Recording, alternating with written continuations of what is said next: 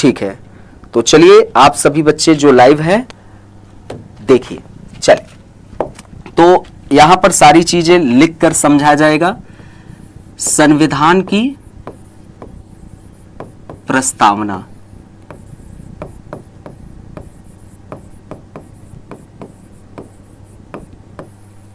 अब यहां पर यह जानना जरूरी है, हम अभी पहले क्या क्या जानेंगे। पहले जानेंगे कि आखिरकार ये क्या है, दूसरा जानेंगे कि इसका उद्भव कैसे हुआ, उद्भव कैसे हुआ, तीसरा महत्वपूर्ण चीज जानेंगे कि इसका स्रोत क्या है, मतलब कि कहां से हमने इसे लिया। तो इन तीन चीजों को हम अच्छे तरीके से आपको पहले डिस्कशन करेंगे।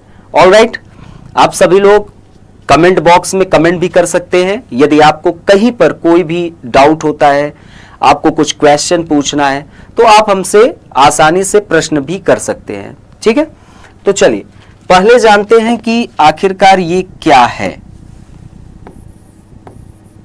संविधान की प्रस्तावना क्या है? तो एक प्रसिद्ध विद्वान है, उनका नाम आप लोग जानते हैं, N.A. पालकीवाला। N.A. पालकीवाला ये कहते हैं कि प्रस्तावना जो है यह संविधान का परिचय पत्र है। किसका? प्रस्तावना संविधान का परिचय पत्र है। आप सभी लोग नोट करते हुए भी चलिएगा, परिचय पत्र है। मतलब कि संविधान का यदि आपको परिचय प्राप्त करना है तो उसके लिए आप प्रस्तावना को अच्छे तरीके से पढ़ लीजिए, आपको संविधान का परिचय मिल जाएगा। अब यहां पर एक बात और समझना होगा, जैसे ये आपका ए व्यक्ति है, ये ए व्यक्ति है, इसका परिचय हमें किससे मिलता है? आधार कार्ड से मिल जाता है। आधार कार्ड से इस व्यक्ति का हमें क्या मिल जाता है? परिचय मिल जाता है। वैसे ही ये आपका संविधान है और इस संविधान का परिचय यदि आपको प्राप्त करना है तो प्रस्तावना से आपको इसका परिचय मिल जाएगा। ओके, ऑलराइट, सभी लोग क्लियर हुए? एक बार आप सभी लोग कमेंट करके बता दीजिए, कहीं पर किसी भी प्रकार की कोई भी समस्या हो तो साथियों आप लोग क्वेश्चन जरूर करिएगा। ठीक है, एक बार आप सब में जो लाइव है वो कमेंट करके ये भी बताएं कि आप लोग उपस्थित तो हैं। ठीक है, तो चलिए एक और शब्दों में, दूसरे शब्दों में हम जानते हैं, दूसरे शब्दों में संविधान की प्रस्तावना क्या है इसको जानने की कोशिश करते हैं। तो दूसरे शब्दों में हम कहेंगे कि विस्तृत संविधान का संक्षिप्त स्वरूप है, स्वरूप है। कौन संक्षिप्त स्वरूप है? संविधान की प्रस्तावना। आप लोगों को पता है मूल संविधान में, हमारे संविधान में कुल 395 अनुच्छेद, 22 भाग, 8 अनुसूचियां, ये संख्या बढ़ती गई फिर समय और परिस्थिति के अनुसार। तो हमारा जो संविधान है वो बहुत व्यापक संविधान है, बहुत विस्तृत संविधान है। लेकिन इस संविधान को संक्षिप्त में जानना है, समझना है, तो संक्षिप्त में जानने के लिए आपका क्या है? संविधान की प्रस्तावना है। आप लोगों को एक छोटी सी स्टोरी बता रहे हैं। अफ्रीका महाद्वीप के निचले हिस्से में आप देखेंगे एक कंट्री है साउथ अफ्रीका। वहां के एक बहुत ही फेमस बैट्समैन है एबी डिविलियर्स, और इंडिया के फेमस बैट्समैन विराट कोहली। इन दोनों में बड़ी अच्छी मित्रता है।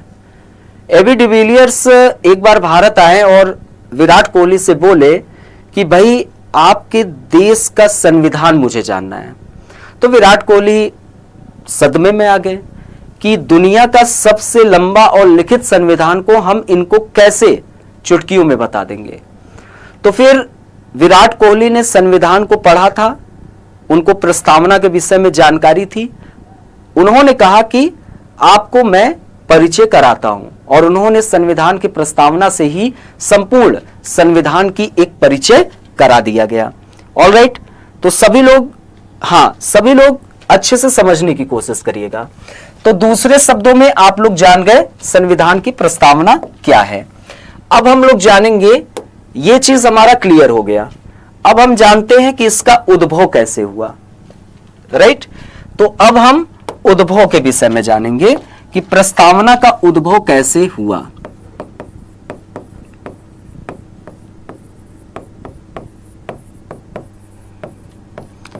कैसे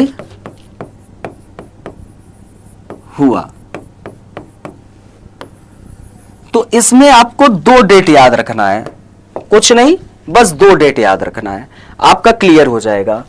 एक डेट याद रखना है 13 दिसंबर 1946, और एक डेट याद रखना है 22 जनवरी 1947। 13 दिसंबर 1946 को एक घटना घटी। पंडित जवाहरलाल नेहरू संविधान सभा के समक्ष उद्देश्य प्रस्ताव को रखा। पंडित जवाहरलाल नेहरू, जो कि आगे चल के भारत देश के प्रथम प्रधानमंत्री बनने का गौरव प्राप्त हुआ, उन्होंने संविधान सभा के समक्ष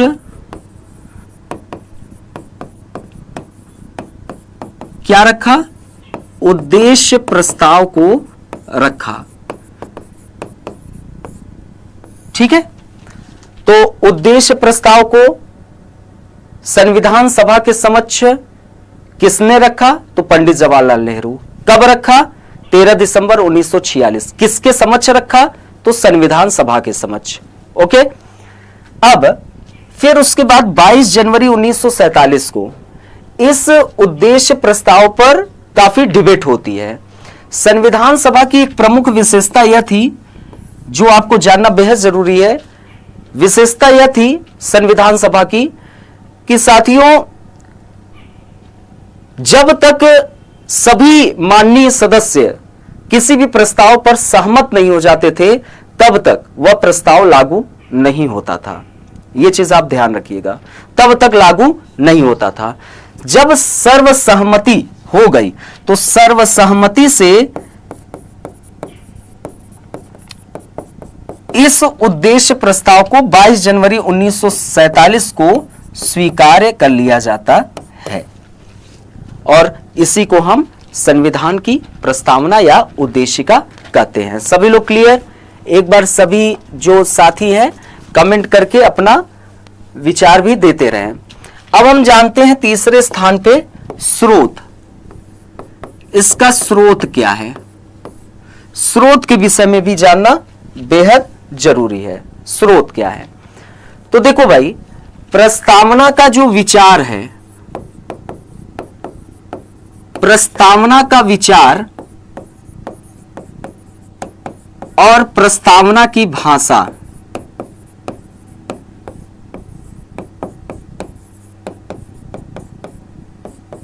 प्रस्तावना का विचार हमने अमेरिका से लिया है और भाषा ऑस्ट्रेलिया से।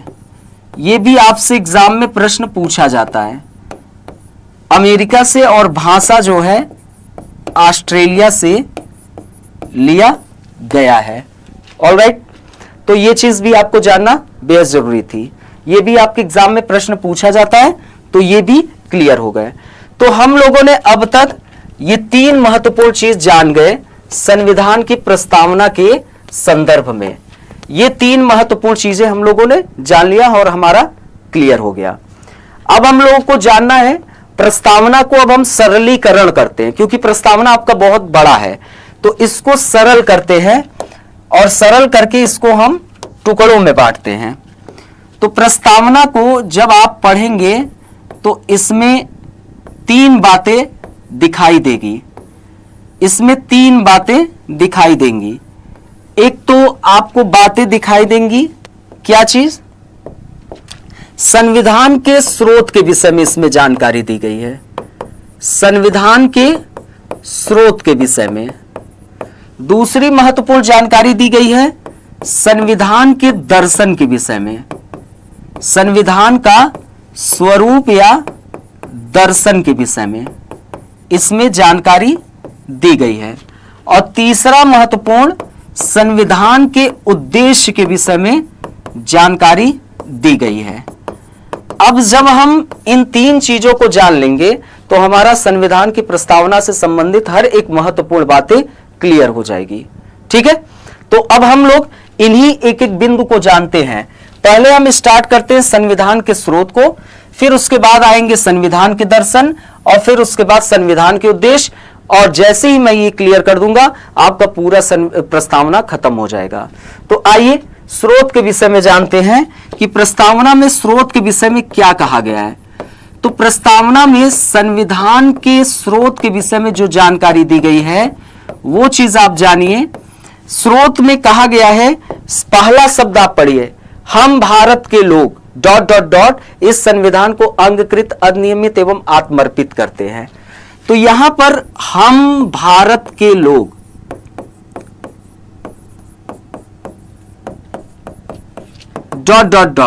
इसका मतलब यह निकल के आ रहा है कि संविधान के शक्ति का स्रोत कौन है? तो संविधान के शक्ति का स्रोत भारत की जनता है। संविधान के शक्ति का स्रोत भारत की जनता है, अर्थात कि संविधान अपनी शक्ति भारत की जनता से प्राप्त करता है। ओके, तो ये क्लियर हो गया पहला चीज, संविधान के स्रोत। अब हम जानेंगे संविधान के दर्शन।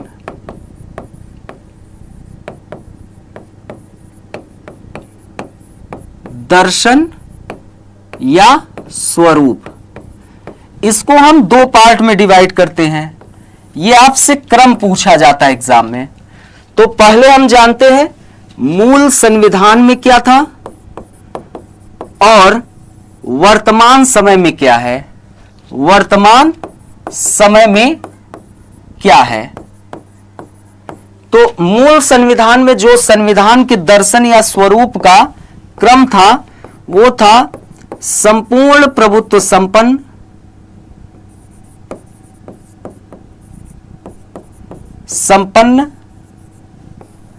लोकतंत्र और गणराज्य। ठीक है, लेकिन वर्तमान समय में जो इसका क्रम है वह है संपूर्ण प्रभुत्व संपन्न,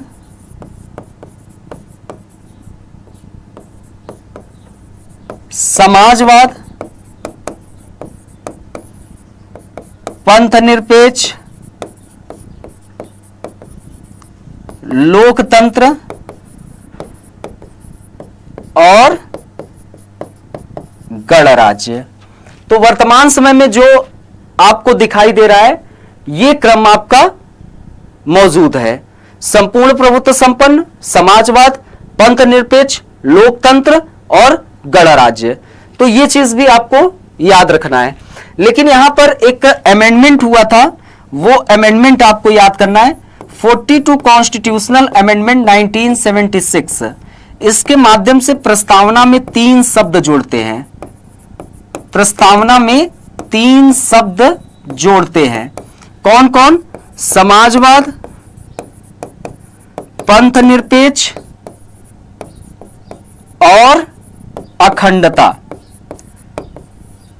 ये 2 शब्द संविधान के दर्शन या स्वरूप में आएंगे और ये संविधान का उद्देश्य है। ठीक है, तो ये आपका संविधान के दर्शन या स्वरूप का पूरा क्रम है। ठीक है, अब एक एक चीज को हम समझते हैं, ये सारे पांचों चीजों को हमको जानना है। ठीक है, तो सभी लोग एक बार अब इन चीजों को समझते हैं। पहले संपूर्ण प्रभुत्व संपन्न, इसका मतलब क्या है? तो इसका मतलब सिंपल तरीके से जान लीजिए कि जो हमारा भारत देश है वह आंतरिक एवं बाह्य रूप से स्वतंत्र हो चुका है। अर्थात कि 15 अगस्त 1947 को भारत देश ब्रिटेन से आजाद हुआ और आजाद होते ही हम एक संप्रभु राष्ट्र बन गए। तो आंतरिक एवं बाह्य रूप से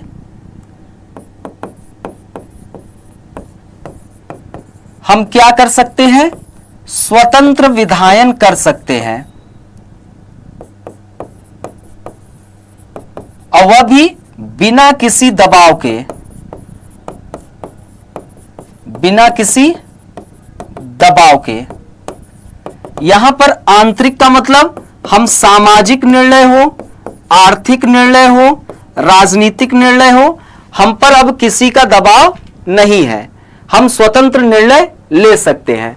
और बाह्य रूप से हम किसे मित्र बनाएं, हम किसी से शत्रुता करें या किससे संधि करें, यह हमारे बिल्कुल दिमाग पर निर्भर करता है, हमारे दिमाग पर निर्भर करता है कि हम रूस को एक अपना बेहतर मित्र मानते हैं तो हम मानेंगे, पाकिस्तान को शत्रुता कर रहे हैं क्योंकि हमारे संप्रभु से बढ़कर कुछ भी नहीं है तो हम पाकिस्तान से शत्रुता करेंगे, और जरूरत पड़ेगी अपने संप्रभुता के अकॉर्डिंग तो हम संधि से भी काम करेंगे।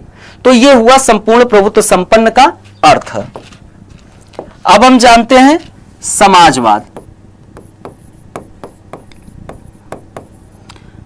हमारा समाजवाद एक लोकतांत्रिक समाजवाद है।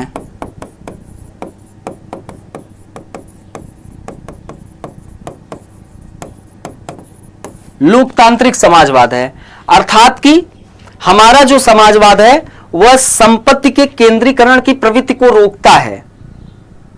यह मिक्स्ड इकोनॉमी की बात करता है, सार्वजनिक और निजी क्षेत्र दोनों का सह अस्तित्व और दोनों मिलकर वेलफेयर वर्क करे, कल्याणकारी काम करे। गरीब, दीन दुखी, निसहाय, जो विकास के मुख्य धारा में नहीं जुड़ पाए लोग हैं, जो लाइन के कतार पे खड़ा अंतिम व्यक्ति है, उन सभी तक लाभ सुनिश्चित करना ही हमारा समाजवाद है। यह बात भी आप जानते रहिए। तीसरा, पंथ निरपेक्ष या धर्म निरपेक्ष। इसका मतलब यह है कि भारत राज्य का कोई भी राजकीय धर्म नहीं होगा। भारत राज्य का कोई राजकीय धर्म नहीं होगा और भारत राज्य सभी धर्मों को समान संरक्षण देगा, सभी धर्म को समान संरक्षण, किसी के साथ कोई भी भेदभाव नहीं, कोई भेदभाव नहीं, सभी धर्मों को समान संरक्षण देना ही हमारा समाजवाद है। ठीक है, सभी लोग क्लियर हो रहे हैं? बहुत अच्छा, 1 मिनट, बहुत अच्छा, ठीक है। कहीं पर कोई भी दिक्कत हो आप क्वेश्चन जरूर कर सकते हैं। तो ये हमारा पंथ निरपेक्ष है। और कभी भी धर्म ग्रंथ और संविधान के मध्य तुलना हुआ, धर्म ग्रंथ और संविधान के मध्य मान लीजिए कि कभी तुलना हो गया तो इस तुलना में सर्वोच्च आपका संविधान होगा, न कि धर्म ग्रंथ। गीता, कुरान, बाइबल ये सर्वोच्च नहीं होगा। सर्वोच्च क्या होगा? आपका कॉन्स्टिट्यूशन। ये भी बात बिल्कुल आप स्मरण रखिए, ये आपके एग्जाम के दृष्टिकोण से महत्वपूर्ण है। फिर लोकतंत्र। साथियों, भारत देश एक लोकतांत्रिक देश है और दुनिया का सबसे स्वस्थ लोकतांत्रिक देश है, लेकिन हमारे यहां अप्रत्यक्ष लोकतंत्र पाया जाता है। अप्रत्यक्ष लोकतंत्र। लोकतंत्र 2 तरीके का होता है, एक प्रत्यक्ष, एक अप्रत्यक्ष। ठीक है, प्रत्यक्ष में जनता का सरकार से सीधा संबंध होता है, सीधा। लेकिन भारत देश में अप्रत्यक्ष लोकतंत्र है, इसको दूसरे शब्दों में प्रतिनिधियात्मक लोकतंत्र भी कहते हैं।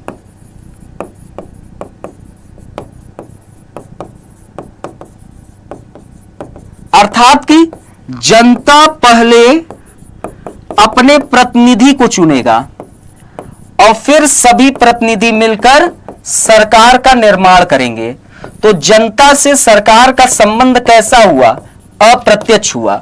जनता प्रतिनिधि से प्रत्यक्ष रूप से जुड़ती है, लेकिन जनता सरकार से अप्रत्यक्ष रूप से जुड़ती है, इसीलिए अप्रत्यक्ष लोकतंत्र हमारे यहां मौजूद है। सभी लोग क्लियर हो गए? एक बार कमेंट करें। ओके, वेरी गुड, बहुत अच्छा, ठीक है। अब नेक्स्ट हम लोग जानते हैं गणराज्य।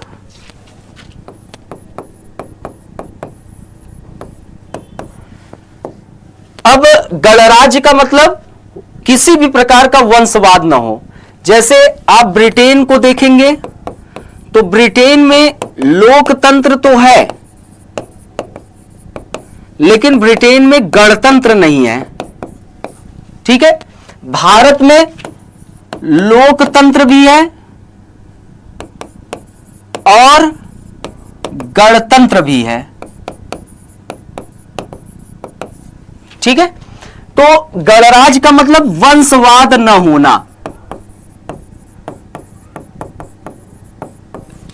अब जैसे ब्रिटेन में जो कार्यपालिका का नाम मात्र का प्रधान है वह है राजा, और राजा ब्रिटेन में वंश के आधार पर पद ग्रहण करता है, इसीलिए ब्रिटेन में गणतंत्र नहीं है, लोकतंत्र है।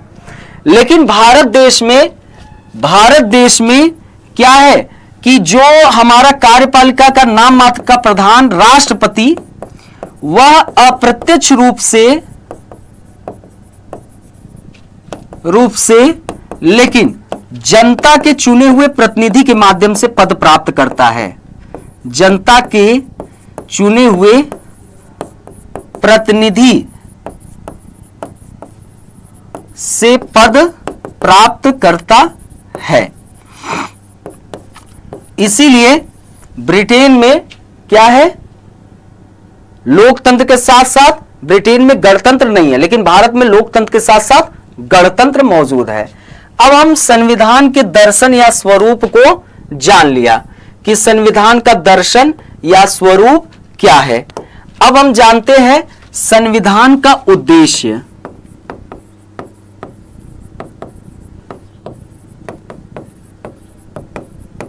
जो प्रस्तावना में उल्लिखित है, तो पहला क्या उल्लेख है? न्याय। तो यह हमारा संविधान का लक्ष्य है, उद्देश्य है। तो यहां पर जानिए कि 3 प्रकार के न्याय का उल्लेख है। सामाजिक, आर्थिक और राजनीतिक न्याय का उल्लेख है। 3 प्रकार के न्याय का उल्लेख है साथियों, यह चीज ध्यान रखिएगा। और इसे हम रूस की क्रांति से लिया है। रूस की क्रांति 1917 में जो हुआ था, वहां से हमने सामाजिक, आर्थिक और राजनीतिक न्याय को ग्रहण किया है। फिर उसके बाद हमारे संविधान का लक्ष्य है स्वतंत्रता। तो 5 प्रकार के स्वतंत्रता का उल्लेख किया गया है। विचार, अभिव्यक्ति, विश्वास, धर्म और उपासना की स्वतंत्रता। ठीक है, सभी क्लियर हो रहे हैं? वेरी गुड, बहुत अच्छा। ठीक है, तो ये 5 प्रकार के स्वतंत्रता का उल्लेख हमें मिलता है। अब साथियों, न्याय, स्वतंत्रता, समानता, 2 प्रकार के समानता का उल्लेख मिलता है। प्रतिष्ठा और अवसर की समता, ये 2 प्रकार के समानता का उल्लेख भी हमें दिखाई देता है। अब साथियों, समानता के बाद न्याय, स्वतंत्रता, समानता, बंधुत्व मतलब भाईचारा। भारत विविधताओं से भरा देश है और इस विविधता भरे देश को यहां पर भाषाई आधार पर, धार्मिक आधार पर, सांस्कृतिक आधार पर, पहनावे के आधार पर, त्योहार के आधार पर एक बड़ी मात्रा में डाइवर्सिटी देखने को मिलता है। तो हम इसको यूनिटी में कैसे डिवाइड करें, तो यह चीज हम संभव कर सकते हैं भाईचारे की भावना से। राष्ट्र की एकता और अखंडता, एकता और अखंडता, यह हमारा कर्तव्य है कि हम राष्ट्र की एकता और अखंडता को अक्षुण्ण बनाए रखें। यह हमारा कर्तव्य है। यदि भारत देश में, भारत के भूभाग में हम अपना जीवन यापन कर रहे हैं, तो यह हमारा कर्तव्य है कि हम राष्ट्र की एकता और अखंडता को अक्षुण्ण बनाए रखें। हम उसको हमेशा अपने सीने में पिरोए रखें। फिर उसके बाद व्यक्ति की गरिमा, व्यक्ति की गरिमा, प्रत्येक व्यक्ति को गरिमामय जीवन जीने का अधिकार है। आर्टिकल 21 इस बात का उल्लेख भी करता है। ठीक है, तो गरिमामय जीवन जीने का अधिकार सभी को है। तो यह हमारा संविधान का उद्देश्य है और ये प्रश्न आपके एग्जाम में खूब लगातार पूछे जाते रहे हैं। 3 प्रकार के ये चीजें, 5 प्रकार स्वतंत्रता, 2 प्रकार। अब देखिए, प्रतिष्ठा और अवसर की समता, आप लोगों को पता है कि हमारे भारतीय समाज में मान सम्मान प्रतिष्ठा का असमान वितरण बड़ी मात्रा में था। जैसे ब्राह्मण को सबसे शुद्ध जाति, शूद्र को सबसे अशुद्ध जाति। तो संविधान जब निर्मित हुआ तो इसमें यह चीज भी ध्यान दिया गया कि हमें प्रतिष्ठा की समता, सभी मानव एक समान है और अवसर भी सभी को समान मिले, ये चीज। और साथियों, जो स्वतंत्रता, समानता और बंधुत्व, ये हमने कहां से लिया, तो ये हमने फ्रांस की क्रांति से लिया। फ्रांस की क्रांति से लिया, जो कि 1789 में हुआ था। ठीक है, चलिए, गुड आफ्टरनून, गुड आफ्टरनून। चलिए, बहुत अच्छा, आप लोग यहां तक सब चीज क्लियर हो गए होंगे। ठीक है, यहां तक सारी चीजें क्लियर हो गई होगी।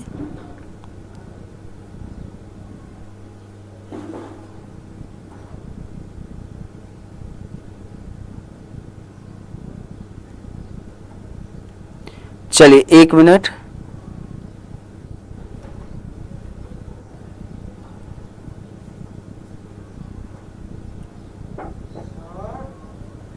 ठीक है, चलिए सभी साथियों, बहुत अच्छा।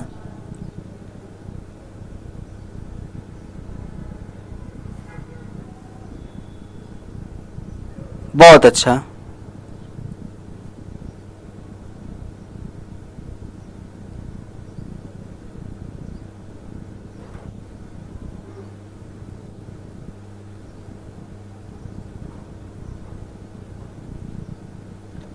ठीक है, तो ये चीज अब हम जानते हैं कि प्रस्तावना संविधान का भाग था या नहीं।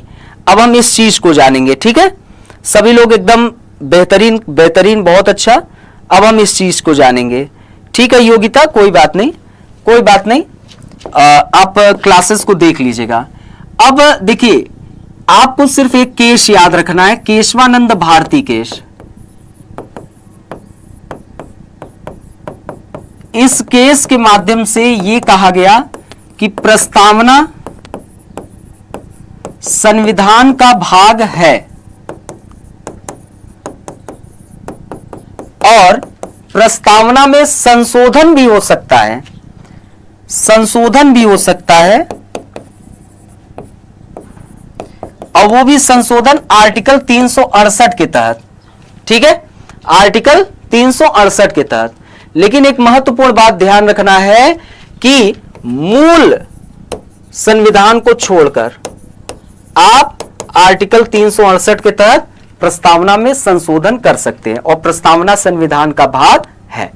तो यहीं पर आज आपका संविधान के प्रस्तावना का पूरा चैप्टर खत्म होता है। ठीक है, तो साथियों अब हम आप लोगों से मिलते हैं अपने नेक्स्ट वीडियोस में। आप लोग लिंक शेयर करिएगा, चैनल जरूर सब्सक्राइब करिएगा। जय हिंद।